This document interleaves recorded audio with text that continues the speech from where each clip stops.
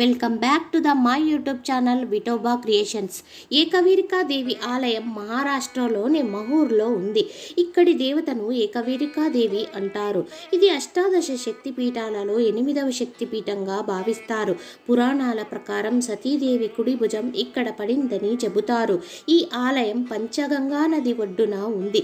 ఏకవీరికా మాత ఆలయం చాలా పురాతనమైనది. ఈ ఆలయం సింధూర రంగులో ఉంటుంది. చిన్న ముఖద్వారం ద్వారా ఆలయంలోనికి ప్రవేశించాలి. ముందుగా గణేష్ దర్శనం చేసుకుని తరువాత ఏకవీరికాదేవిని దర్శనం చేసుకోవాలి. అమ్మవారి ముఖమంతా సింధూరంతో పూసి ఉంటుంది. ఈ అమ్మవారు తేజోమహిమతో అలలారుతుంది. ఏకవీరికాదేవి జమదగ్ని మహర్షి భార్య రేణుకాదేవికి అక్కగా చెబుతారు. మనం ఏ దేవాలయానికి వెళ్ళినా అక్కడ అమ్మవార్లకి కానీ అయ్యవార్లకి కానీ పులిహోర దద్దోజనం లాంటివి ప్రసాదంగా నైవేద్యంగా పడతారు. కానీ ఏకవీరిక ఆలయంలో మాత్రం అమ్మవారికి పాన్ మరియు సుపారీలను ప్రసాదంగా అందజేస్తారు. దసరా పండుగ ఇక్కడ ప్రధాన పండుగ. అంతేకాదు ఘనంగా ఉత్సవాలను కూడా జరిపిస్తారు.